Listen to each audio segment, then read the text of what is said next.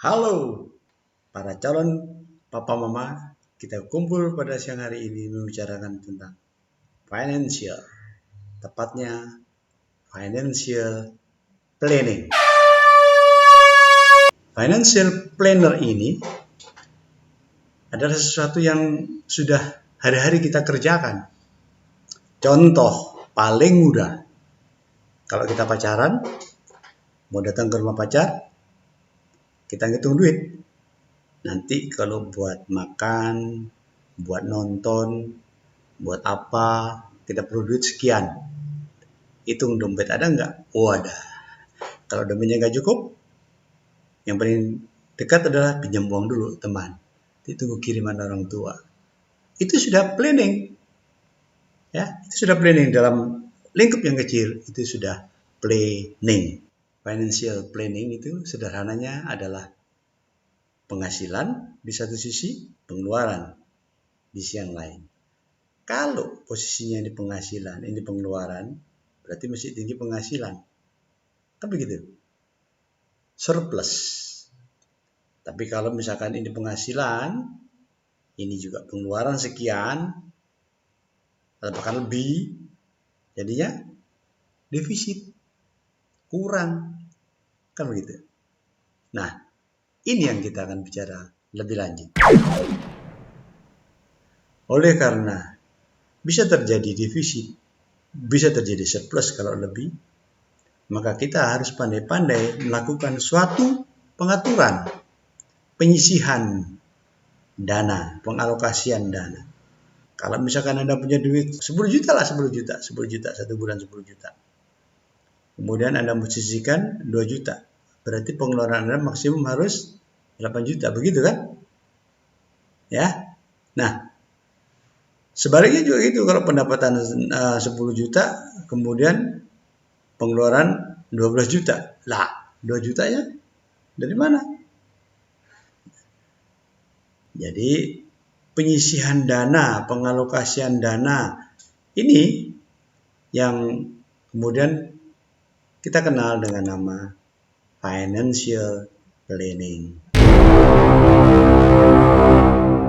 Nah, financial planning ini biasanya berkutat tentang bicara mengenai pengeluaran. Kalau pengeluaran itu bisa naik turun karena banyak yang dibutuhkan banyak. Jadi kita akan mengatur bagaimana bijaksana, bagaimana mengelola keuangan, terutama tentang pengeluaran. Inilah yang harus dikelola, pengeluaran ini.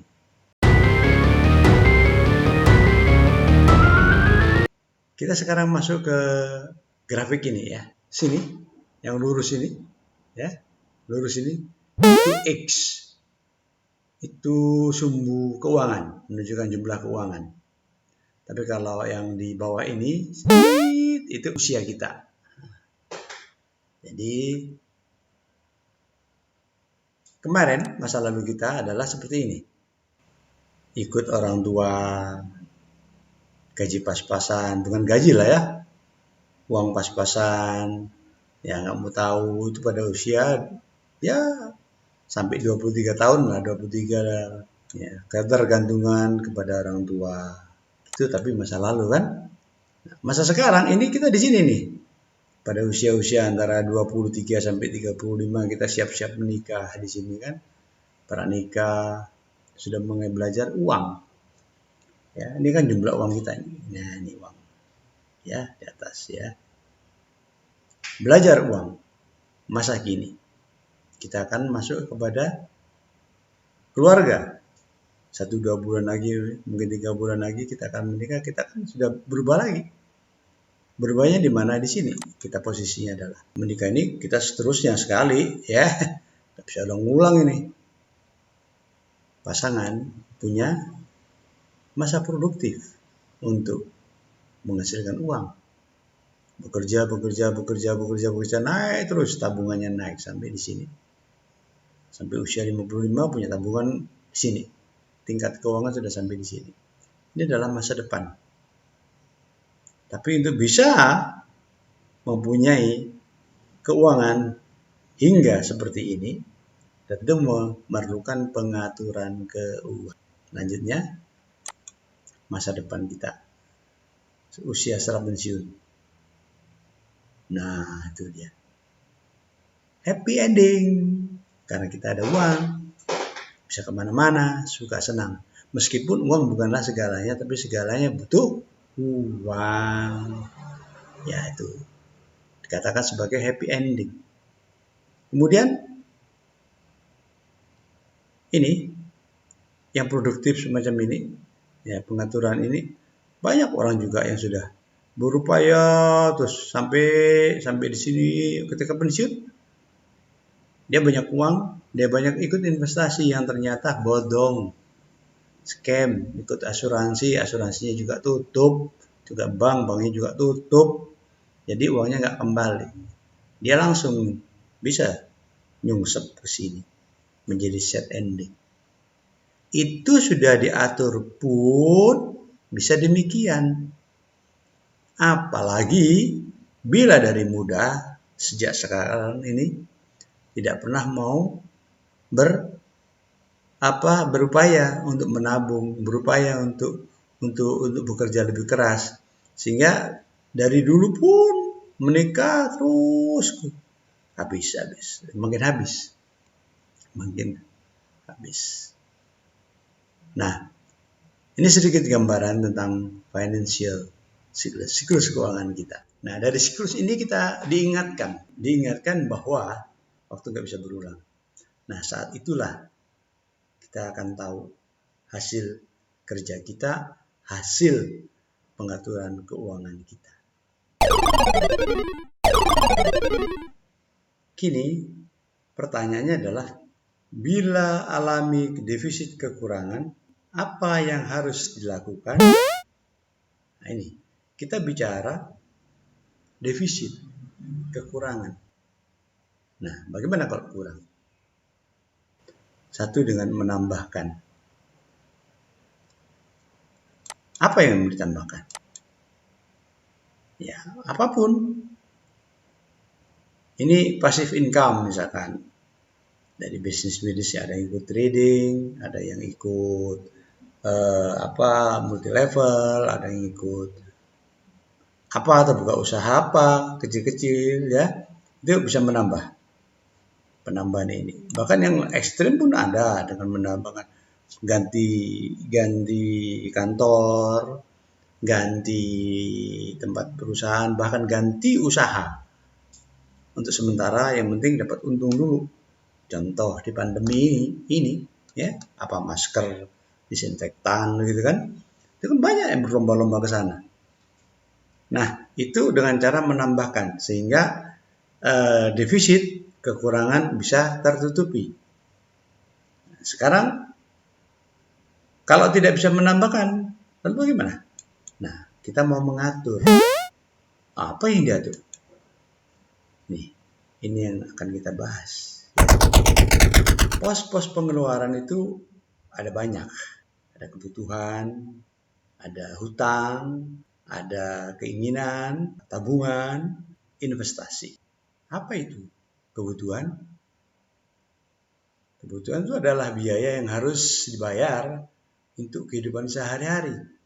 Contoh kebutuhan macam-macam ya, macam-macam. Itu kebutuhan banyak sekali.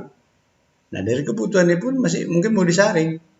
Apakah perlu? Bab keluarga satu dengan keluarga yang lain akan beda kebutuhan pokok ini. Ya, apa misalkan? Kita lihat, ini di sini ada gaji pembantu.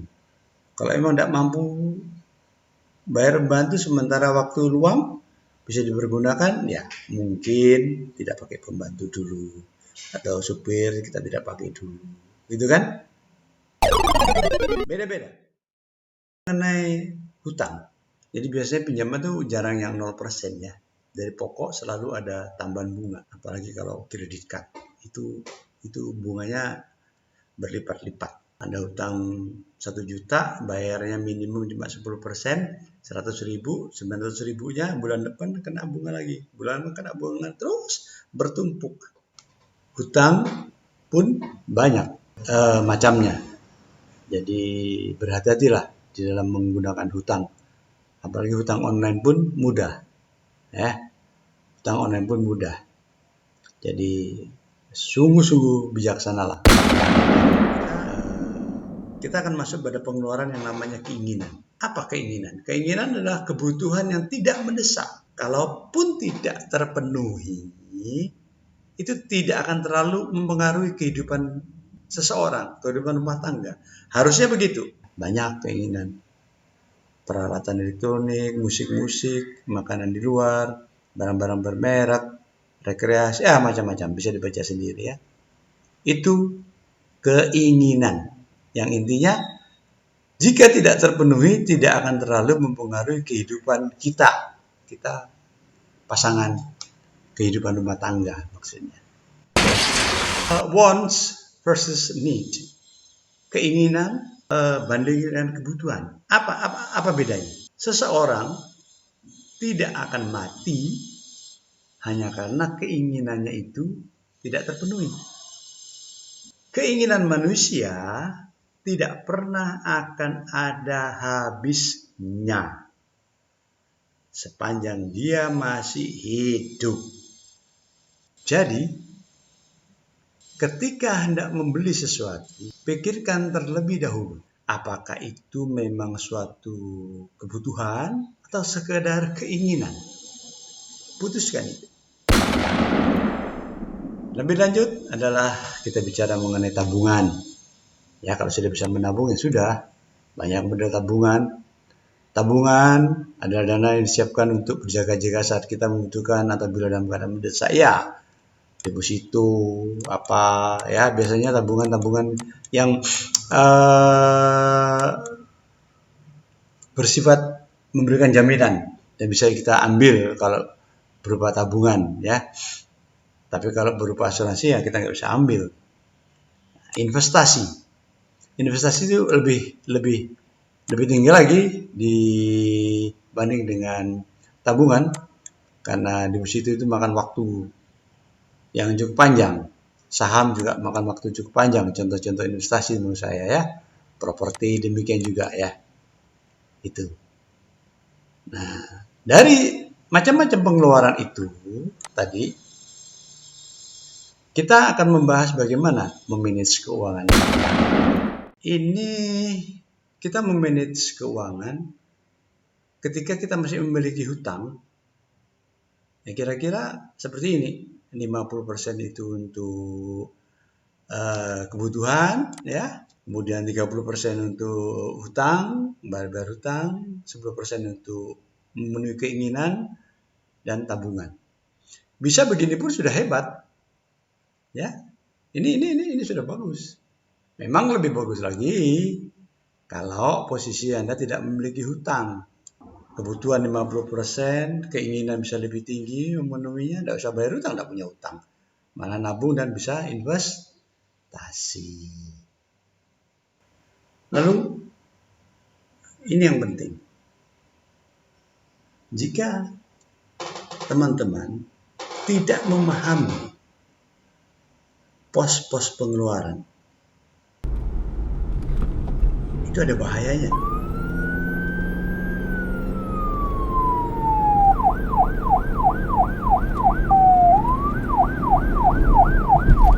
Bahayanya apabila tidak memahami pos-pos pengeluaran. Yang pertama, terjebak dalam hutang atau pinjaman. Ini bulat. Contoh kartu kredit tadi, Anda cuma bayar 10% terus, dipakai lagi, bayar cuma 10% lagi. 90%-nya ini, kalau contoh kartu kredit itu, dia menimbun kena bunga terus. Itu kartu kredit. Ya, terjebak dalam hutang. Kemudian, tidak memiliki dana darurat untuk berjaga-jaga bila sesuatu terjadi. Tidak punya tabungan, tidak punya apa-apa. Padahal keadaan darurat itu bisa jadi sering tiba-tiba menimpa kita. Kita tidak tahu, kita tidak berharap. Tapi itu bahaya kalau kita tidak memiliki dana darurat. Yang mau nggak mau, kehidupan mengalami ketidaktenangan. Pasti. Suami istri itu rentan untuk cekcok. Rentan bahkan, kalau dengar hari-hari terakhir ini, gara-gara pandemi, banyak suami yang biasa kerja, tidak bisa bekerja lagi. Banyak istri yang biasanya juga menjadi tulang punggung keluarga, bekerja, tidak bisa bekerja lagi. Perusahaan tutup, di PHK. Cekcok keluarga, tidak tahan, cerai. Banyak di Google kan? Nah, karena itu tulisan di bawah ini, ya, warnanya merah. Itu bukan mau kurang ajar. Kita mau ingatkan, kalau huruf merah biasanya warna merah tulisan kurang ajar ya. Tapi ini kami mau ingatkan dari tim financial bahwasanya sangat bahaya jika tidak memperhatikan bagaimana cara mengeluarkan uang dengan bijak.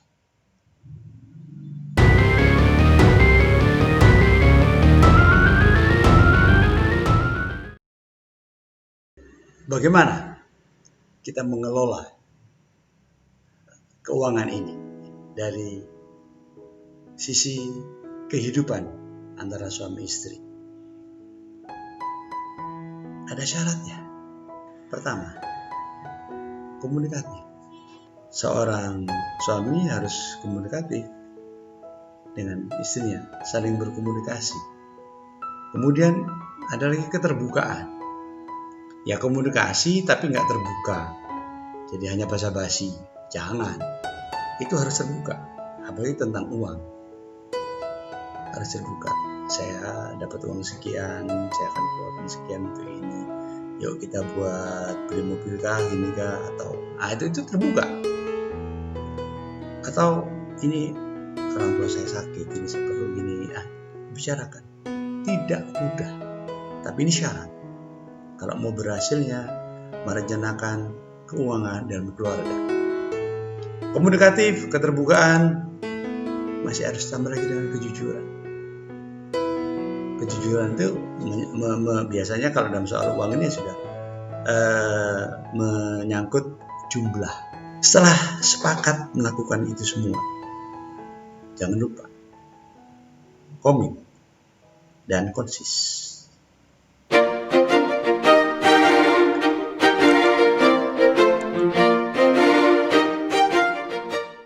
Sekali lagi, tidak henti-hentinya.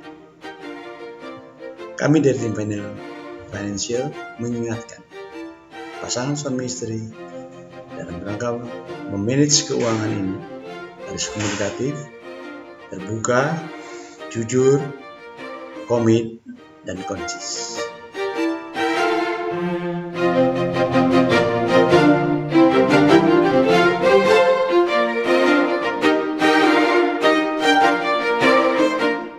Sampai di sini materi financial planning.